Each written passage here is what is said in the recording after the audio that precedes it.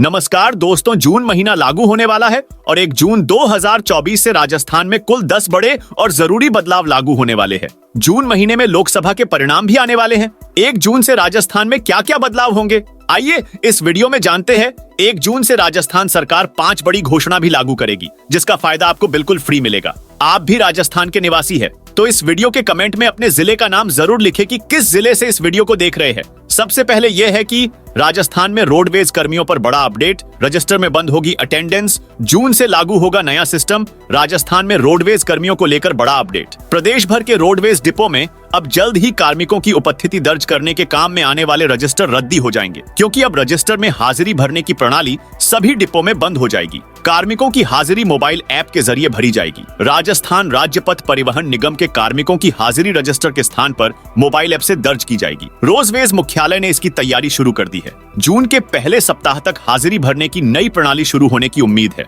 इसके अलावा दोस्तों, पेंशन योजना के लिए 31 मई तक करवा सकेंगे सत्यापन। सामाजिक सुरक्षा पेंशन योजना में पेंशनर्स वार्षिक भौतिक सत्यापन 31 मई तक करा सकते हैं। पेंशनर नजदीकी ई मित्र कियोस्क पर अंगुली की छाप से सत्यापन करा सकते हैं। पेंशनर विभाग के ऐप के जरिए सत्यापन हो सकेगा। मोबाइल से फेस कैप्चर करना होगा। फिर अपने क्षेत्र के पेंशन स्वीकृतकर्ता अधिकारी कार्यालय में पेंशन पीपीओ में जुड़े नंबर पर ओटीपी प्राप्त कर सत्यापन कर सकते हैं। इसके अलावा दोस्तों, जून में एलपीजी सिलेंडर की कीमत में होगा बदलाव। हर महीने की पहली तारीख को एलपीजी गैस सिलेंडर की कीमतें तय होती हैं। 1 जून को ओनल मार्केटिंग कंपनियां गैस सिलेंडर की कीमतें तय करेंगी। मई में कंपनियों ने कमर्शियल सिलेंडर के दाम कम किए थे। अब ऐसी उम्मीद है कि कंपनियां एक बार फिर जून में सिलेंडर के दाम घटा सकती है। इसके अलावा दोस्तों, 1 जून से बदल जाएंगे ट्रैफिक से जुड़े नियम। गाड़ी चलाते समय कई तरह के ट्रैफिक नियमों का पालन करना होता है। 1 जून से नए परिवहन नियम लागू हो रहे हैं। इन नियमों का उल्लंघन करने पर आपको भारी जुर्माना भरना पड़ सकता है। नए नियमों के मुताबिक अगर कोई तेज स्पीड में वाहन चलाता है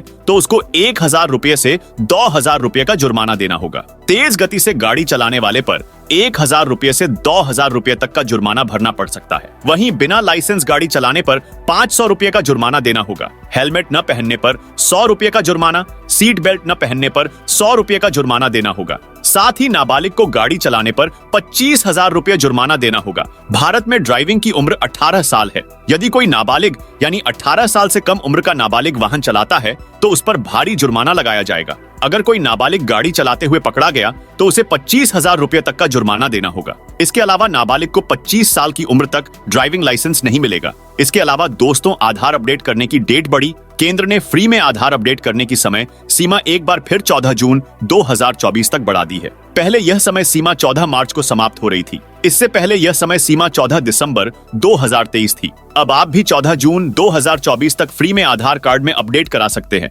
बता दें, ये अपडेट उन लोगों के लिए है जिन्होंने 10 साल से अधिक समय पहले अपना आधार कार्ड प्राप्त किया था और इस पर कोई भी जानकारी अपडेट करना चाहते हैं। इसके अलावा दोस्तों, रोडवेज बसों में सफर के दौरान मिलेगी पुलिस सुरक्षा। दिल्ली जयपुर मार्ग के बाद अब राजस्थान राइडवेज द्वारा चलाई जा रही प्रत्येक बस में आपराधिक घटनाओं की रोकथाम के लिए पैनिक बटन लगाए जाएंगे। रोडवेज प्रशासन द्वारा इसकी तैयारियां शुरू कर दी गई हैं। रोडवेज ने हर डिपो प्रबंधन को इसके लिए पाबंद किया है। कार्य योजना के मुताबिक नई बसों में ये बटन पहले से ही इंस्टॉल होकर आएंगे। पुरानी बसों में इनके इंस्टॉलेशन का काम शुरू कर दिया गया है। जून के पहले सप्ताह से यात्रियों को इस बटन की सुविधा मिलनी शुरू हो जाएगी। बस में किसी भी तरह की आपराधिक घटना होने पर यात्री इस बटन को दबा सकेंगे। इसके अलावा दोस्तों, बैंकों की छुट्टियां के बारे में जान लेते हैं। जून महीने में 10 दिन बैंक बंद रहने वाले हैं। इसमें रविवार, दूसरे और चौथे शनिवार के कारण बैंक 6 दिन बंद रहने वाले हैं। बैंक बाकी दिन त्योहार के कारण बंद रहने वाले हैं। 15 जून को राजा संक्रांति और 17 जून को ईद उल अधा जैसी अन्य छुट्टियां रहेंगी,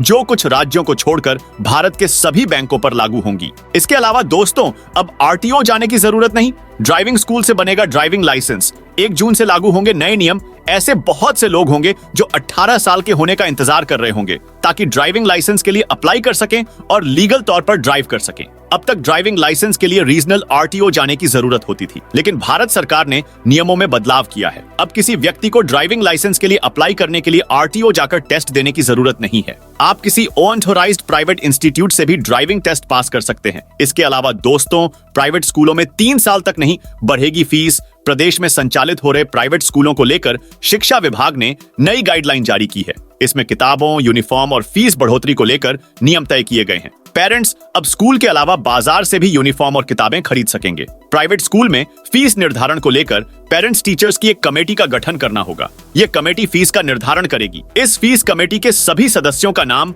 पता, mobile number private school portal पर अपडेट करना होगा। इसके अलावा दोस्तों, वाहन चालकों ने यह काम नहीं कराया तो भुगतना पड़ेगा जुर्माना। हजारों की संख्या में वाहनों पर हाई सिक्योरिटी नंबर प्लेट नहीं लगी हुई है। स्थिति यह है कि अभी भी कई वाहनों की नंबर प्लेट पर जाती तो कहीं पर समाज का नाम लिखवा अथवा पद का नाम अंकित करा रखा है, जबकि 30 जून के बाद जिन वाहनों पर हाई सिक्योरिटी प्लेट नहीं लगी हुई होगी उनके खिलाफ कार्रवाई की जाएगी। इसके अलावा दोस्तों, रणथंभौर में बुकिंग प्रक्रिया में मई महीने से बदलाव लागू हुआ। रणथंभौर टाइगर रिजर्व की एडवांस ऑनलाइन बुकिंग में आज से बड़ा बदलाव देखने को मिलेगा। रणथंभौर की एडवांस ऑनलाइन बुकिंग 1 मई से शुरू हो गई है, जो आगामी 3 महीने तक ही चालू रहेगी। वन विभाग ने ऑनलाइन एडवांस बुकिंग को पूरे साल की जगह अब आगामी 3 माह के लिए ही खोलने का निर्णय लिया है। इसी के साथ ही पूर्व में रेलवे की तर्ज पर शुरू की गई वेटिंग बुकिंग को भी बंद कर दिया गया है। मौजूदा प्रतीक्षा सूची के टिकटों को रद्द किया जाएगा।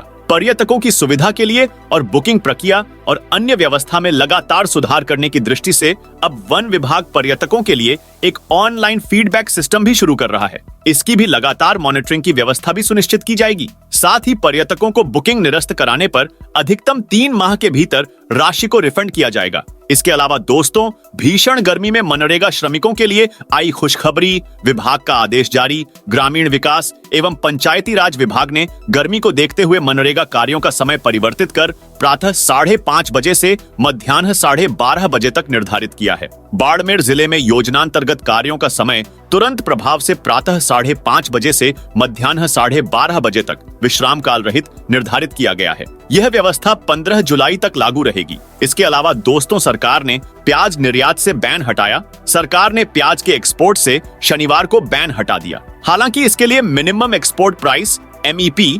$550 यानी करीब 45,800 रुपए प्रति मीट्रिक टन तय कर दी। यानी जो प्याज एक्सपोर्ट किया जाएगा उसकी कीमत मिनिमम 45,800 रुपए प्रति मीट्रिक टन होना जरूरी है। यह आदेश मई महीने से ही लागू हो गया है और अगले आदेश तक मान्य रहेगा। इसके अलावा सरकार ने प्याज के निर्यात पर 40% निर्यात शुल्क लगाने का भी फैसला लिया है। पिछले साल दिसंबर में जब प्याज की कीमत 70 से 80 रुपए पहुंच गई थी, तब सरकार ने प्याज के एक्सपोर्ट पर बैन लगा दिया था। तो दोस्तों, यह थी जून महीने के बारे में पूरी जानकारी। आप इस वीडियो को सभी किस जिले से देख रहे हैं, कमेंट करके बताइए।